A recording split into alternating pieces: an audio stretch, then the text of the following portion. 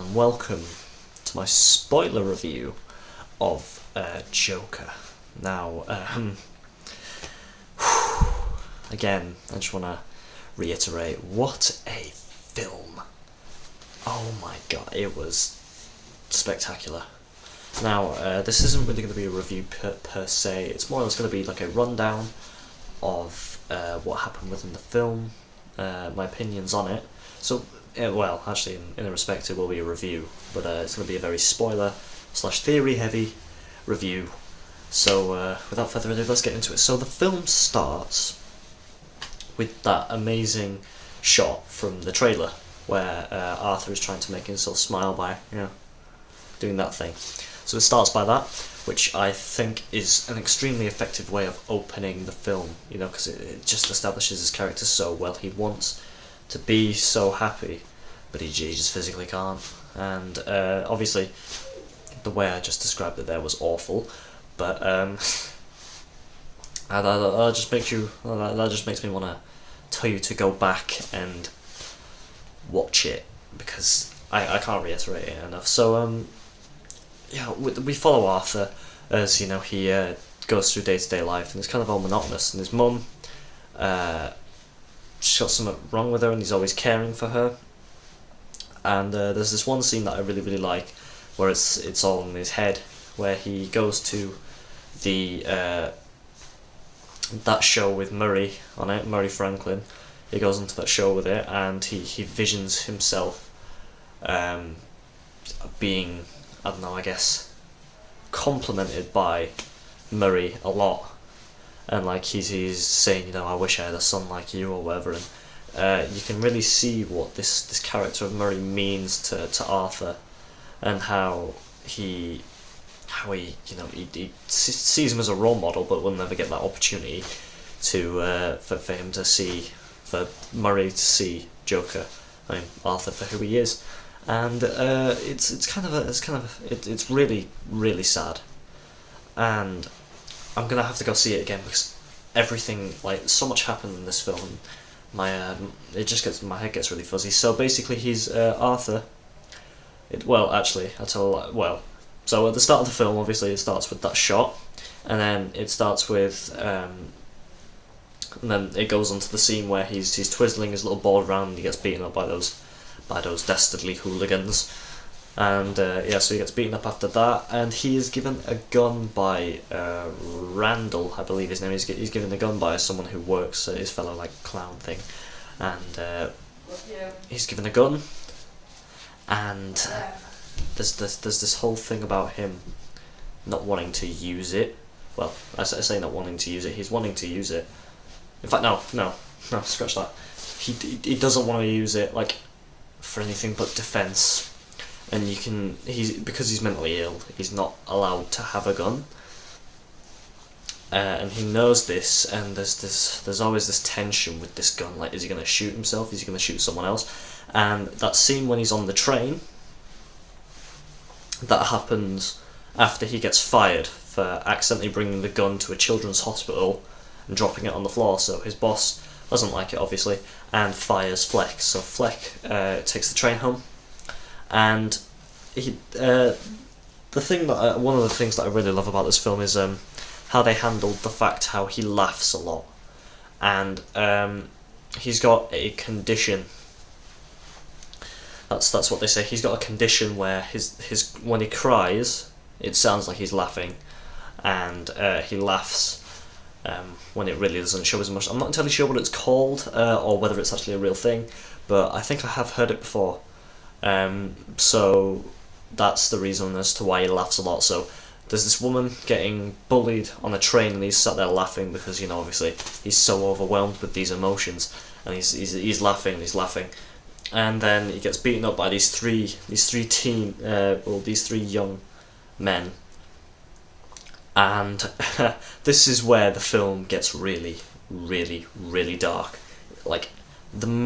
So whilst Arthur is on the floor and they're kicking him, he manages to pull out his gun and shoot one of the guys straight in the head, and then he shoots the second guy, and then the third guy starts to run away, but he gets shot in the leg, but he's still running, and he gets out of the train, and he goes to go up the stairs and gets shot again, and then Arthur shoots him a bunch of times, and that is the moment when you see his metamorphosis go from Arthur to the Joker. And it's that pivotal moment there where you just get to see him go down this dark path, and that is the moment when you stop really feeling sorry for him. And you know, obviously the whole thing about the film is it's not meant to romanticize the idea of psychopathy, it's meant to basically make people understand it. So obviously he's understanding it because he says it's in self-defense, even though he didn't realistically have to shoot them. And also when one of them was running away, he chased after him and shot him down. So most of the actions Arthur takes are extremely unnecessary and extremely evil. So the important thing to remember about this film is it's not trying to romanticize the idea of psychopathy. It's mainly trying to make people understand why Arthur does the things he does. It's not trying to make him sound right, but basically try and make them understandable in some way or another. And this sparks a movement within Gotham where the poor people begin to rise up against the rich.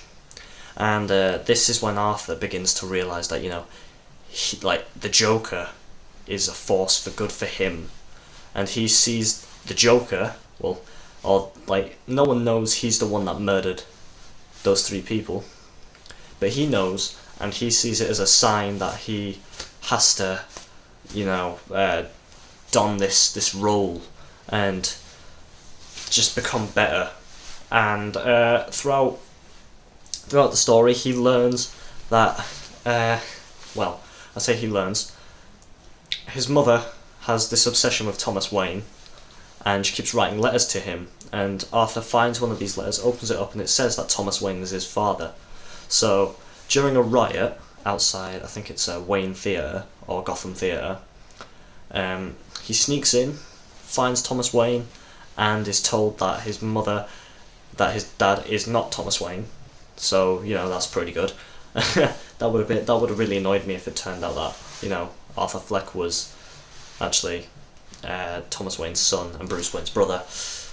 But there's the moment where he gets told his mum is delusional, so he goes on this huge hunt, gets told he's adopted as well by Thomas Wayne, so he goes to Arkham Asylum, Arkham State Hospital I think it's called in this, and steals some files, and he reads them, and it turns out that he is adopted. And this is when he clicks, because he spent the entire film supporting his mother and, you know, just having this weird relationship with her, and then as soon as she has a stroke after the 2 detectives question her on Arthur and where he was on the night of the 3 murders, this is the moment where I genuinely gasped. I mean, I gasped at the 3 guys' deaths. You know, they all got shot, and then when Arthur goes over and shoots the 3rd guy 3 times before, you know, he runs out of bullets and then starts running. I mean, that was shocking in and of itself. But this next moment really, really changed the mood of the whole thing, and it turned Arthur from just a misguided, you know, sad, disturbed man into a full-on, like, psychopath. He's got nothing left to lose at this point, and he murders his mother by smothering her with a pillow. Yeah, it's a very dark film. So he murders his adopted mother by smothering her with a pillow, and earlier in the film, he finds a love interest, Sophie Dumont, played by Zazie Beetz, and it turns out, well, at least this is what I get from it, she was all in his imagination as well. I'm not entirely sure how factual that is, but I think it may be. That's what I got from it, anyways. And so then stuff happens there, and then he's living on his own, and Randall, the guy who gave him the gun and got him fired, and then denied it, comes over with a little dwarf friend to say, you know, to ask him how he's holding up after he learnt that his mum died. And this probably leads to the best line within the entire film, in my opinion, other than the one I will tell you about later. this probably leads to the best line, where he just because at the moment he's dyed his hair and he's painting his face to be the Joker, so he's got no shirt on and he just looks insane. So he opens the door and Randall goes, "What's with the makeup?" And then Arthur just stares at him straight in the face and just goes, "My mum died. I'm celebrating." That seriously made me just go, "Wow, this guy is sick." And then you see earlier within that scene, he puts some scissors in his back pocket. So after Randall begins to like torment him a bit and call him crazy and start insulting him, and then he starts to question him on, he thinks that he is the murderer of those three guys because he hasn't told anyone yet. So he pulls out the knife and the scissors and he stabs him, and this is right. He got really bloody at this part because he stabs him and he stabs him again and again and again and again. It was awful. And then he slams his head against the wall, and it's true. It's really disgusting, but in the same way, I guess it just shows this change within his mind, and at this point he just goes fully insane.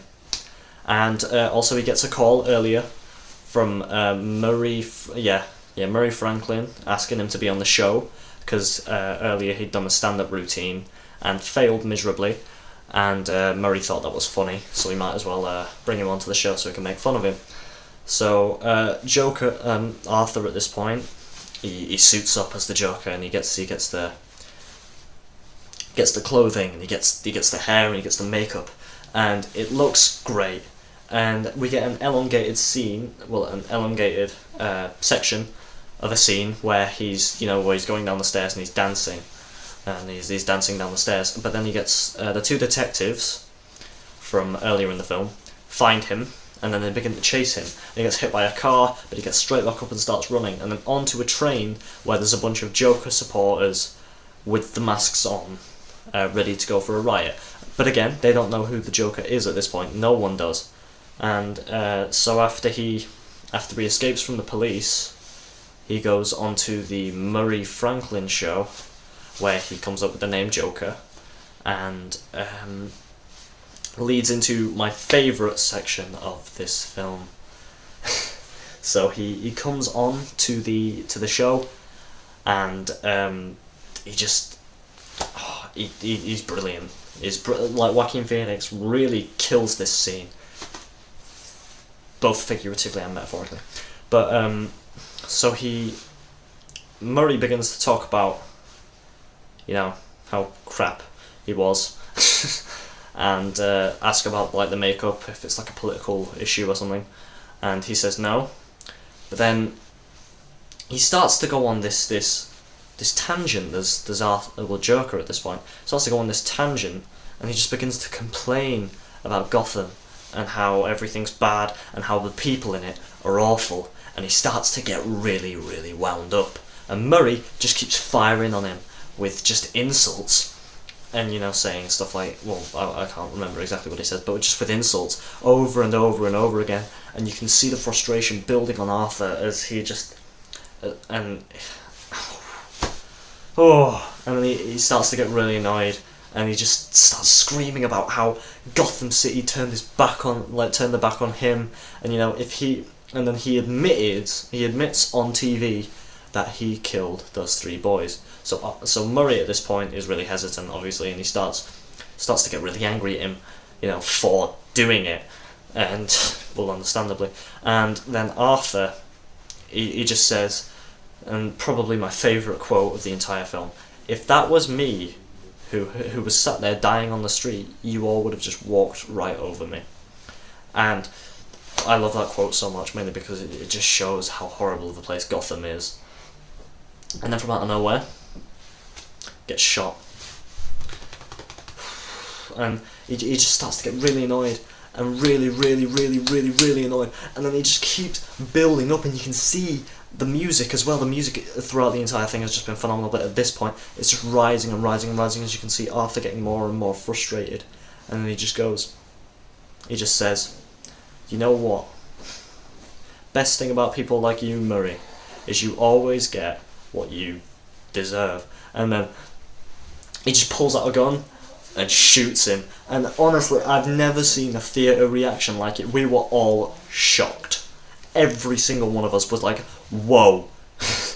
Most people were laughing out of shock. I was just sat there. I was speechless. Oh, what a brilliant segment that was.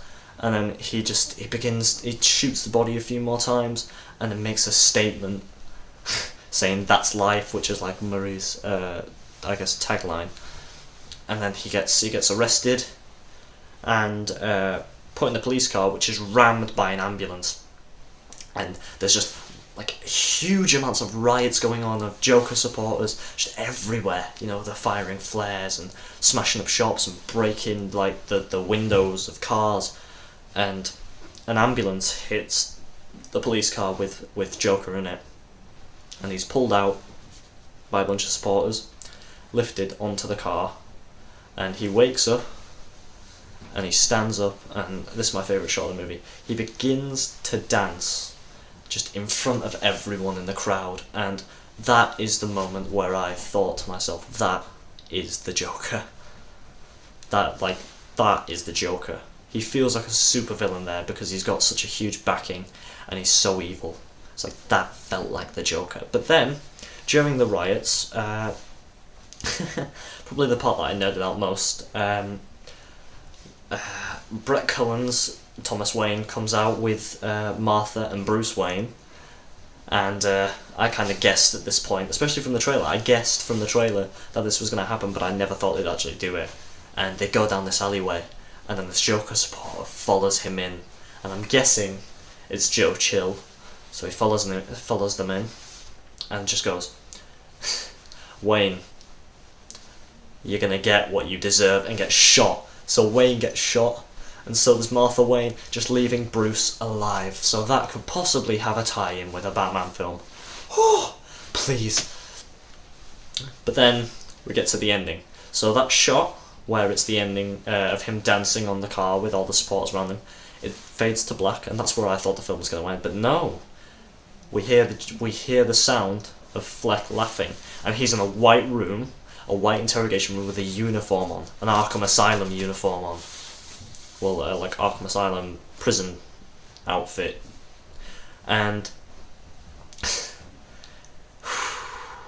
he's sat there laughing, and then the psychiatrist on the other end of the table says, "What are you laughing at?"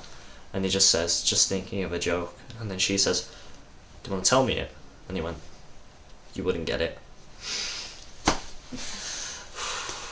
So this means a lot of things. This could either mean that it was all fake, and it was all just in his imagination, which will be perfect for those who disagreed with the idea of having a Joker origin story, because, you know, in that case it's not a definitive, you know, origin story, which, you know, I quite like, but I would much prefer if that was it, because I would love to see a Batman film with this Joker in it. Oh my god, he's the most fleshed out Joker I think I've ever seen. Now, when it comes to the argument whether or not he was better than Heath Ledger, I think we should stop talking about that, because they're two completely different movies. Dark Knight is a big action blockbuster movie, and the Joker is more of like a terrorist in that, whereas Joker is much more of an isolated character study, and it's much more of an isolated, just more well-rounded story, I guess. And you spend more time with the character of Arthur, and then see his metamorphosis and change into the Joker. And I'd just love to see a film with this Joker and see how he takes on a Batman. Like, it would be great. So I'm gonna try and wrap this up. So the film ends on Arthur walking down a corridor and being chased by an Arkham State Hospital person down the corridor. And I really hope we get a sequel to this, or something along the lines of this, because Joaquin Phoenix is a phenomenal Joker, an absolutely amazing Joker, and this film was so good. It was actually so good. So I would recommend to literally anyone who's even vaguely interested in the Joker, or vaguely interested in just, or even if you just like Robert De Niro, or if you just like, you know, crime films, this is a must watch. Please, people, go and watch this film. I haven't done it very good justice here, mainly because I can't. It's a film that you have to see to believe. It's a film that you have to see to understand. And in fairness, I still don't fully understand it. I think I may have to go see it again, and I probably will go see it again, just so I can get, you know, the whole premise behind it, and like just everything, or just be able to add it all up into this one big film, and this one big story. And I really hope they do something with this. Please, Joaquin, make an exception when it comes to franchises. We need this in our lives. So anyways, I'm going to wrap this review up now, guys. So if you guys did enjoy this video, please do leave a like, leave a comment, go see Joker. Keep smiling, everyone. Have a good one, guys.